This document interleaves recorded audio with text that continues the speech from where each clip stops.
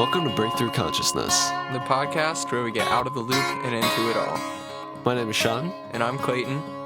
and we're going to dive right back in from where we left off with our last episode talking about what distracts us from the intention of this podcast specifically, which is operating from a centered heart awareness as opposed to the predominant activity of kind of being run in the autopilot of the mind.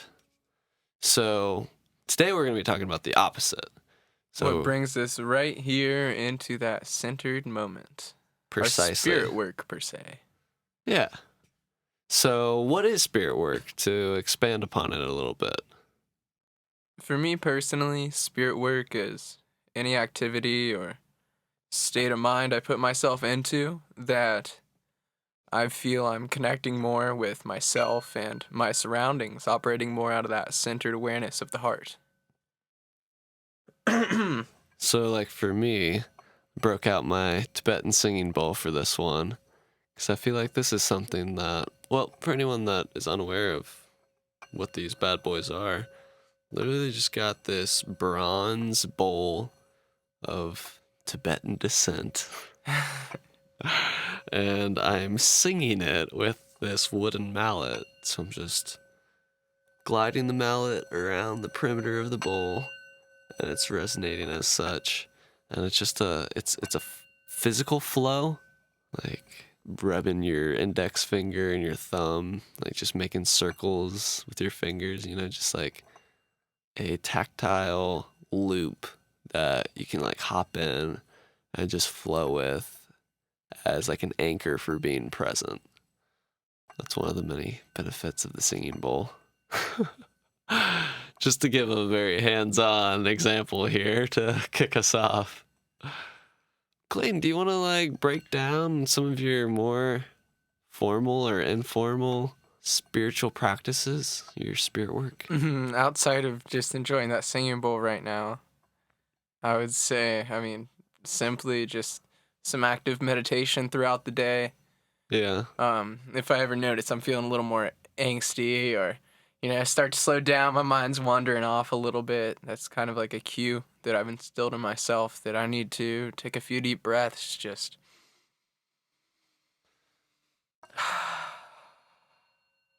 and start to observe those thoughts a little more instead of continue to get wrapped up in them, and then continue with this breath for a little bit until I'm feeling back to my center, back to the awareness of the present moment. Like, I just know it's there. I feel more immersed in life itself, and I'm ready to move forward with good intention and some action. And So you say active meditation, you mean like you'll find yourself throughout the day, like just doing everyday things, whether it's working or whatever, and you'll catch yourself in one of those thought loops. Is that what you mean by active meditation? exactly. Yeah. So, yeah, it'll just be throughout my normal life. It's not like I'm sitting down, lotus position, taking the time aside exactly. It's just, in the morning doing my dishes, or even at work, I'm a server, so be walking out with some food. If I notice myself getting drifting in a thought, just right there, bring it back to the centered moment. And I know I'm on a task usually at the time, so just move on forward with that, accomplish it, complete it, be in the moment right there, and I feel so much better than if I were to continue and be lost up in the head and, what am I doing, what's going on, who got what, and where am I going, Right. As soon as I drop into that heart space, feels like dropping into it, like almost parachuting from the mind into the heart. And Yeah, and easy does I'm it. here, all right. And then it's just a more intuitive flow and movement there. I like that. I think of it as a recentering. No doubt. Yeah, I do that as Active well. meditation. Yeah. Active How do meditation. you do yours? Just Well, I definitely would consider that like an informal type of practice, which is important. It's important to have both, I feel.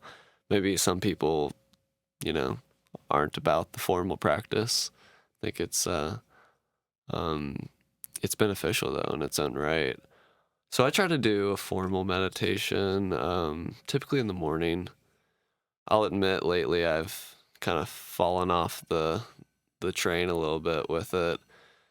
Just days that I get up super early for work, it's like hard to get up even earlier to set aside time to sit and observe my thoughts. I'm like, oh, I'd rather just get another 20 minutes of sleep. Easy But- loop to fall into Yeah, right there for sure. But we've already talking about distractions, so I won't go down. But yeah, that's a practice that I try to do. My morning routine in general, I consider my spiritual practice. I'm trying to implement a evening routine that's just as reliable.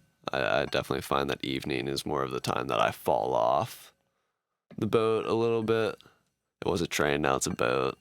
I'm just falling, man. Whatever you got, It I'm doesn't off. matter. Land, ocean, I'm tripping. What's going on? Right. So, luckily it doesn't get necessarily that bad, but anymore. But enough about my personal problems. Yeah, I'll wake up and just kind of, before I even get out of bed, if Kara and I are waking up at the same time, we'll do this together. Just kind of like, just do a little informal meditation of, like you said, recentering. And I'll just kind of either say with Kara or just kind of think in my mind. We go through a couple stanza mantra that we repeat because it's kind of like a smiling prayer.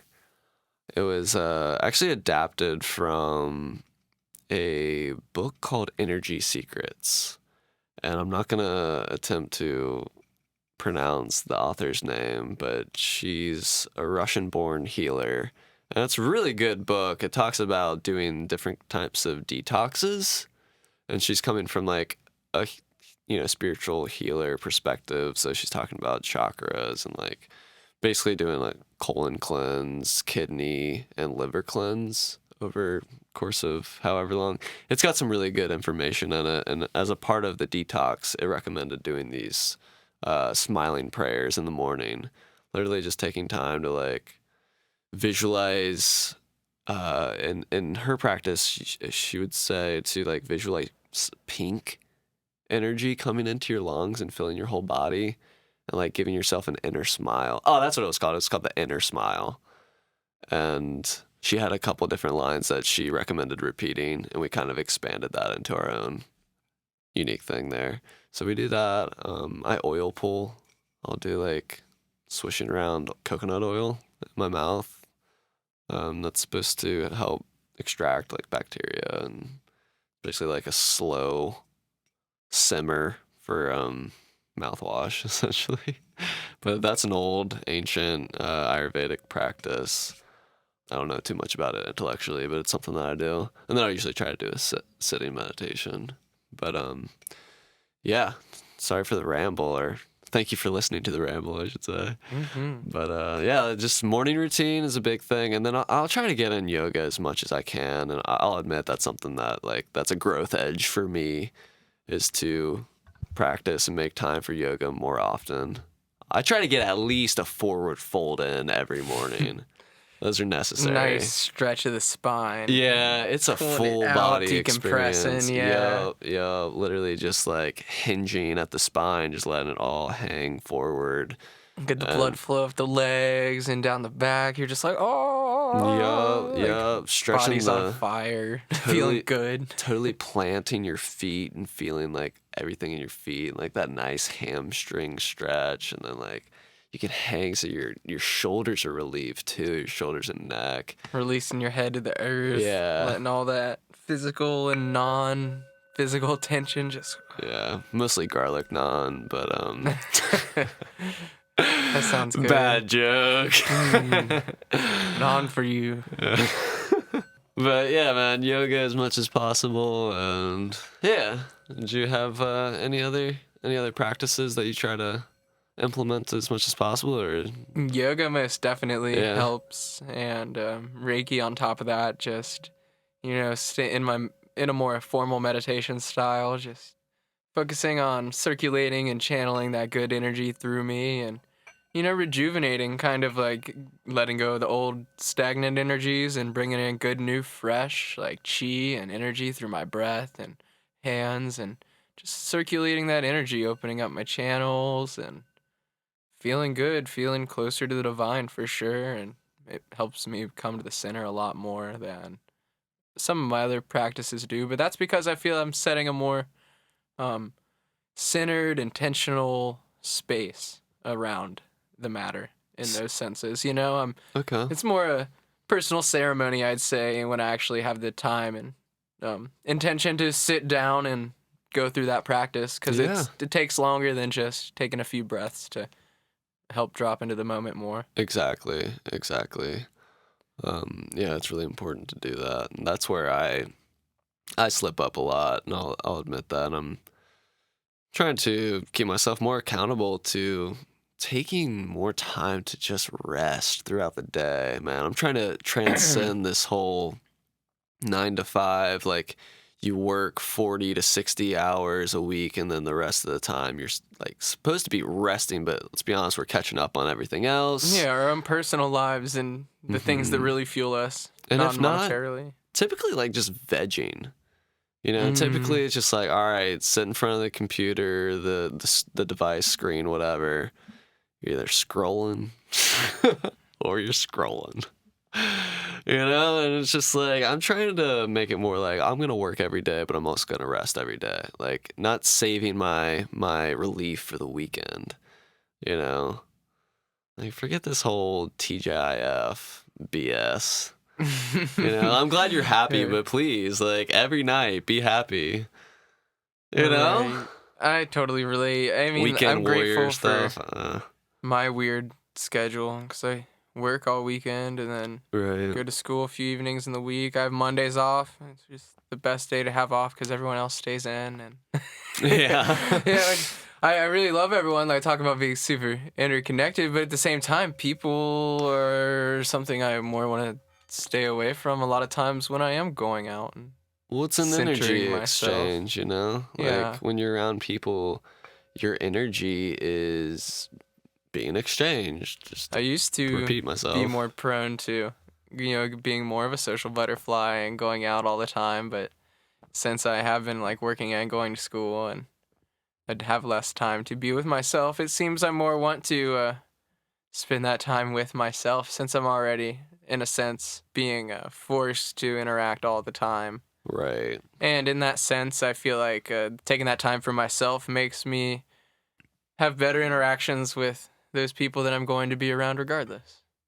For sure. But it does set this kind of weird tone and cycle, and I'm so excited to not be so busy all the time once school's over. But that's its Yeah. own thing for sure. So, I mean, that's when that No, I informal mean, breath comes in. Very relevant for relevant. sure. I feel that a lot of us are in periods of transformation right now. I mean, the world at large, and we don't necessarily have to take the conversation to the global level, but just, I mean, even in my friend circles, like I was telling you, my good friend Steven is moving out to Salt Lake City. And this has been my homie since, like, we were kids. I don't know how old we were, teenagers.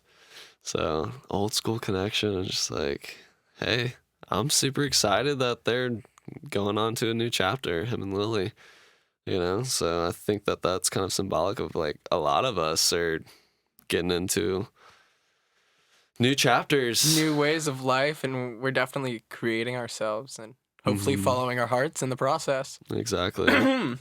Exactly. Excuse me. So, I mean, that's kind of a part of the spirit work too, man, don't you think? It's like getting, acquiring and cultivating discernment as to what steps we want to take on the path, No doubt. I feel like that's almost a process that comes with the work itself, Because at first we don't even recognize the discernment, but as the heart starts to awaken and activate, we move forward more into this unknown sense of self that shows us the more connected part of the universe and ourselves as well. So through that, we do gain the discernment, but we want to stick with a lot of times those more mental and known thought loops and forward momentum things that we're used to. I don't know. I kind of lost myself there. That my throat like feels super scratchy and dry. You want some of this ginger coffee? Little sippy. Thank you. Yeah.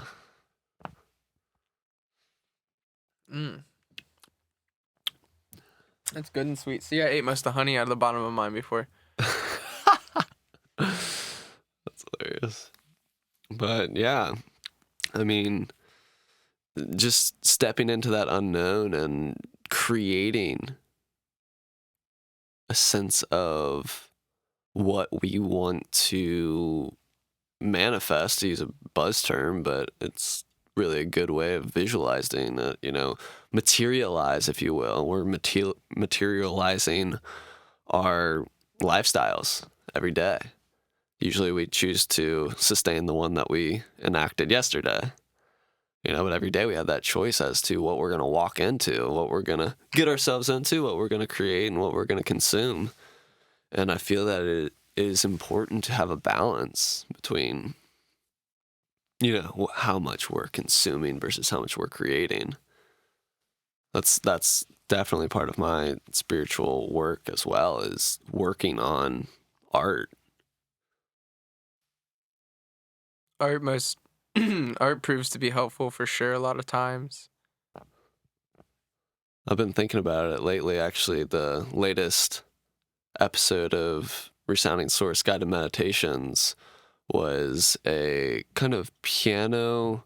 Did I show this one to you? I'm not sure. I'll show it to you. I'll send you the link. It's basically a piano musing, like lots of echo, and then I quote a book called Courage to Create by Rollo May, and just read a little excerpt from it. And that book is really pretty inspiring. It's kind of a psychological pondering over theories of creativity. And so he's talking about how, we practice and we refine our skill in our free time and our practice time. But then in the moments of performance and of like raw creation, it's totally about tapping into that flow state of entering into that present moment and facing and meeting that encounter with everything we got, all the skills and technique that we've refined in the past. We're bringing that to this moment, and we can't think about technique while we're in the act of creating. It's just about surrendering to that flow. So that's something that I've been considering a lot in my own work. I noticed the tendency in myself to try to race the clock, so to speak. When I get home and I'm in the studio for the night, or, just when I'm home from work and whatever else I may be out doing, I'm like, all right, it's grind time, let me knock some stuff out. But I've been noticing that really I'm more successful and more productive and progressive in my endeavors there when I actually take time beforehand to really like practice, to do some yoga, to do some centering, because if I'm in a frantic state of mind, if I'm not centered when I'm creating, what is it that I'm creating, That energy that the artist brings to the encounter of creation, that's what they're sharing. Ultimately, it's that emotion and that mind state. And you see where I'm going with this?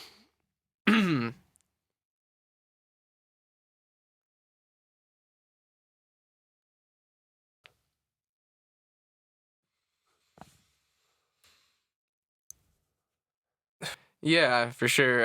Oh God. It's hard because I was drifting. I drifted for a moment. Like, it was all beautiful, but I was just like, all right. I spaced out for a moment there, and I literally was like, I'm gonna do really extra good intentional listening right here. And then as soon as I started doing that, I started getting like really lofty. For some reason, I was like listening so deeply to every word that I was like, in a trance. I tranced myself. And You were no longer present to respond. no, I wasn't at all. I was just like part of the story. I was waiting for it to continue. And I was just really embracing that moment and being right there in the centered state. You're talking about that meditation on the inner smile, and it kind of started with that, honestly. I just started doing it over here, and I was just listening to your flow, and I just Well, right on, man. I stopped being so physical there for a minute. And Yeah, was I'm really sorry I stirred you out of that. No, not at all. I mean, we're here now to Jump back communicate in. and Yeah, participate, but for sure. back to like exactly how art really takes like an artist centered awareness. A centered awareness of the moment. I'm trying to say all of my words. It's coming back on line one frag at a time. Yeah, just here we are. I got dial-up connection here. Dial-up consciousness. I'm just kidding, but I feel like art really does help convey moments of transparency and connection and greater concepts through such simple images. Like, I don't want to say totally simple images. Think about Alex Gray and how the way that he portrays just like the human being can open the mind to perceive the inner and outer systems that are connected to that just through the way that he's able to portray that through painting. Absolutely. And imagine the presence that he brings to his art flow. I mean, it must be a ceremonial process for I feel sure. like it is. I feel like it's a psychedelically, spiritually present, kind of a religious thing for him. Very I'm sure. mind opening and awakening and expansive process. No I mean, doubt. it's visionary art. I feel like he's going out into this hyperspace and perceiving himself in these different. I mean, like, look at his series. I mean, in case anyone's not familiar with Alex Gray, immediately go treat yourself and check out his work. He has a series called Sacred Mirrors, and that's more like the physical body, and then he goes into like astral bodies and stuff like that. But I mean, the Godhead is the cover of Tool's 10,000 Days album. So there's like definitely a very deep partnership that those two artists have, like these shared fan bases because they collaborated on this. And that's you know, all part of iconic. their spirit work, I would say. Like, Yeah. bringing themselves closer together, like, sharing that message for themselves first and foremost, and then to extend it to the all, you know? Like, and, I mean, I guess an artist is still an artist if they keep everything to themselves, but it's amazing how one person's or one group of people's art can make such an impact on people coming into a center, feeling any sort of emotion or experience really symbiotically. No, what's the word I'm looking for? Like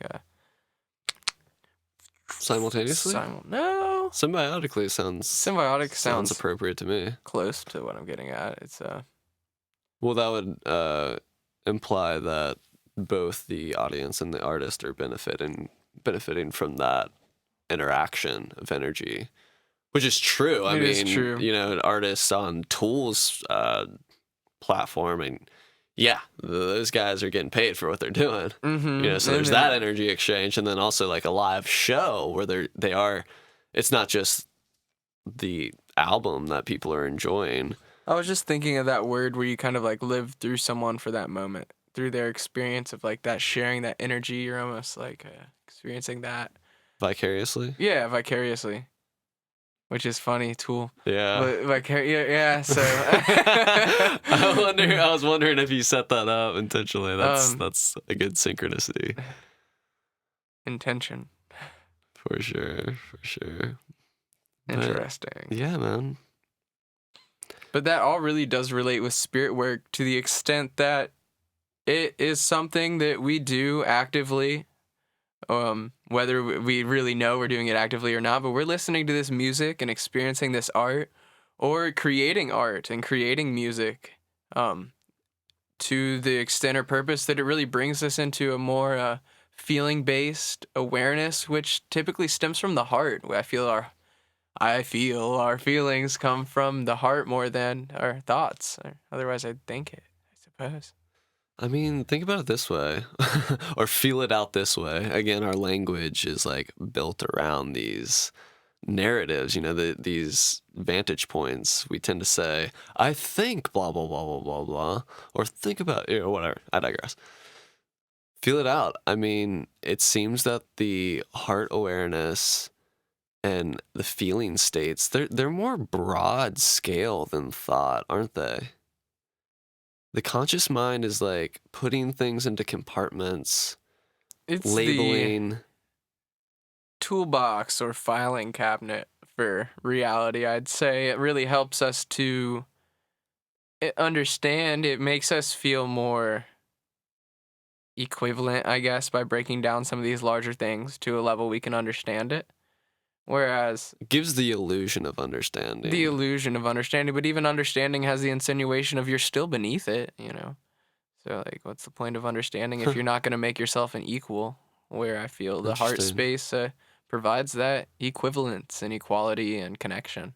Interesting. That definitely resonates with me. Understanding, as opposed to like understanding, Understanding or overstanding, I know. would be the condescending opposite of understanding, right? Yeah, you know, I overstand this concept. It is no longer above me. I'm above this like base concept that keeps me enslaved to my own mind. You know. Yeah. Right.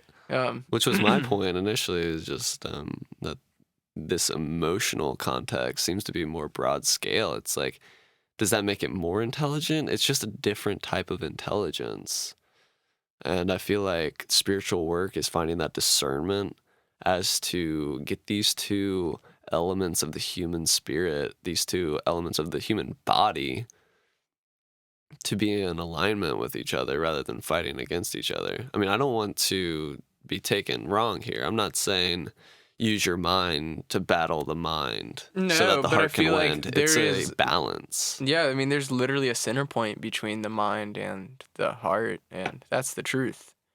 It's like right there, right between them. It's the throat. It's our communication. It's the way we're able to translate and communicate these art forms, whether that is words, music, other sounds, images, whatever we're able to produce. But it is like more than just that communication. It's the truth in the center of the mind and the heart. Like, take your feelings and take your thoughts and balance them out. And what's in the center of that? Like, which points are actually what is, and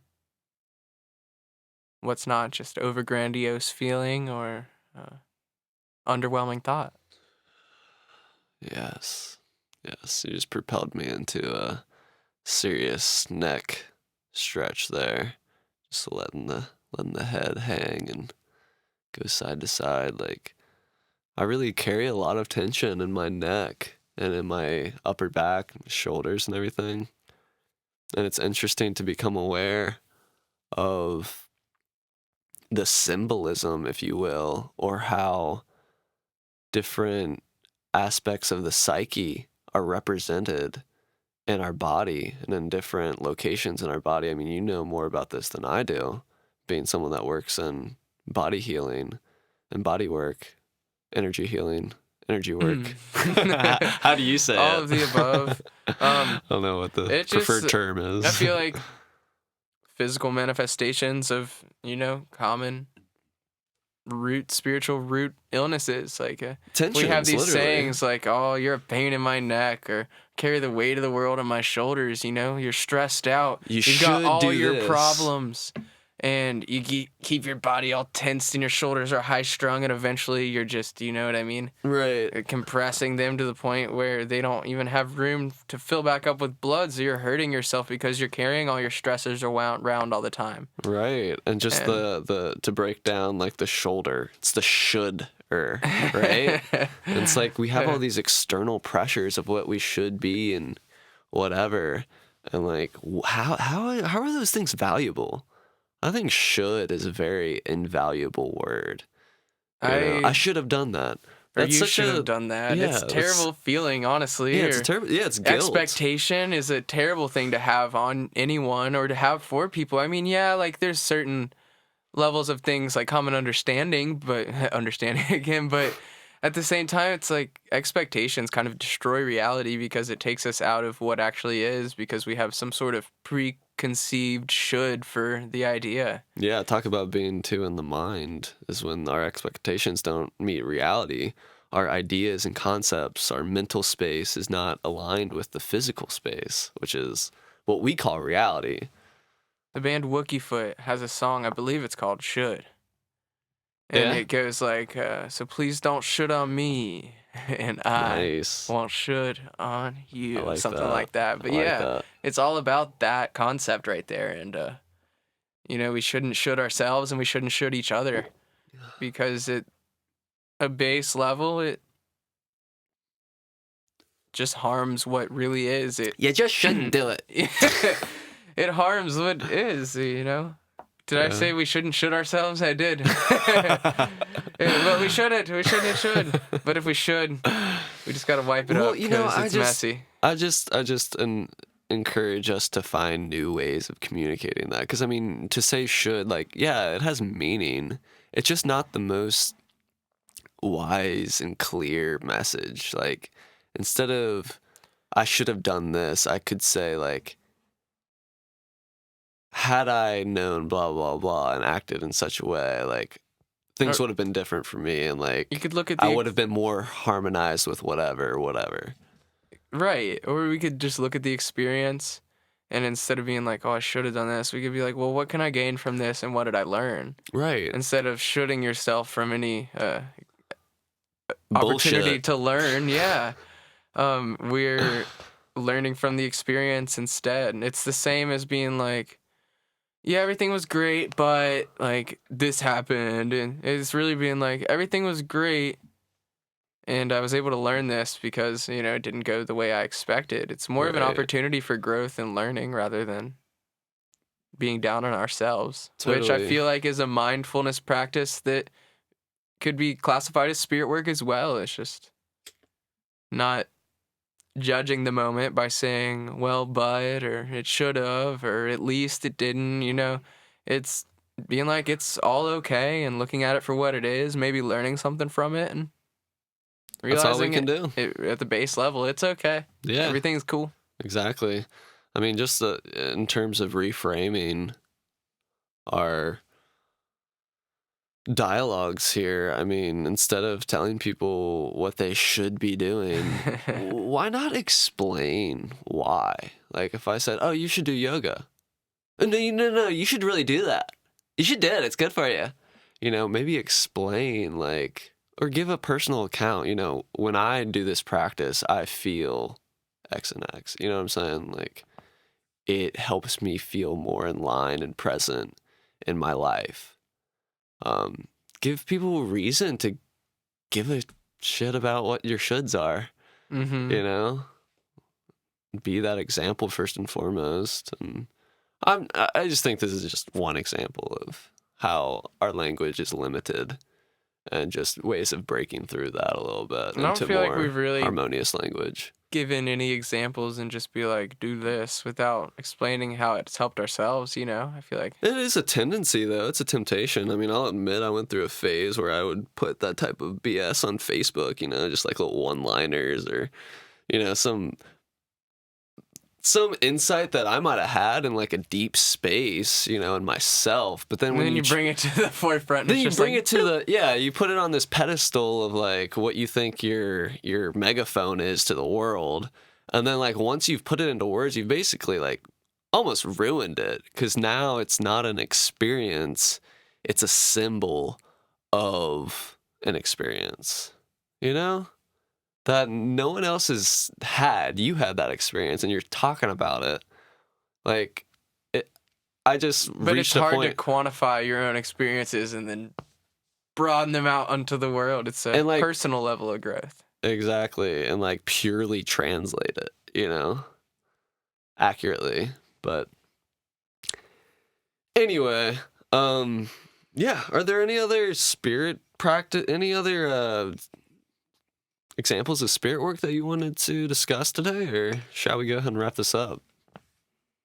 I mean, hanging out with good friends, Yeah. talking about good things, Mm-hmm. just like this right here is one of the best examples of spirit work that impacts on me the most, for sure. Mm-hmm.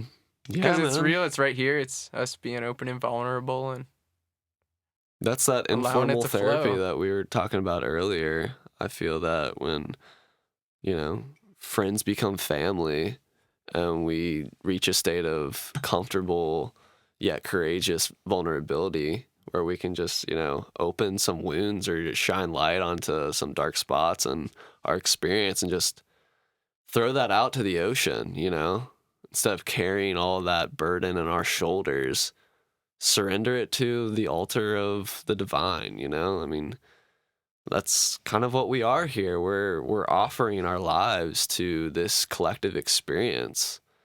And if we allow ourselves to be under those pressures of, the problems of the world's burdens, if we succumb to that pressure, we're not going to truly step into our authentic purpose and opportunity to create some cool things on earth that might bring more people together rather than create more conflict and petty differences. Gotta get past all that. For sure. And You got to go through it to go through it, right? I feel like it's really a good place to wrap up and end with a good takeaway moment here, and that's just taking the time to acknowledge our spirit throughout the week, that heartbeat and that breath of life that's moving through us, keeping us going, and take some time to really generate that chi, that force, and get more connected with it, whatever that might be. If it so moves you to do so, shoot us an email at breakthroughconsciousness@gmail.com. Explain a little bit about your experience or what you just might like to do throughout the day or when you set time aside as your spirit work. What brings you back to you? What brings you back to unity? And always an open invitation too, at least at this point in time. Open invitation if anyone wants to come onto the show and discuss with us. Just shoot us an email, give us a topic that you would like to explore, and we'll see how we can fit that into The projected forecast. That's kind of the image that was in my mind, honestly. I feel it. That's funny. Yes. Well, much love, everybody. Thank you. Until next time, Thanks for dropping out of the loop. and into it all. Peace. All right.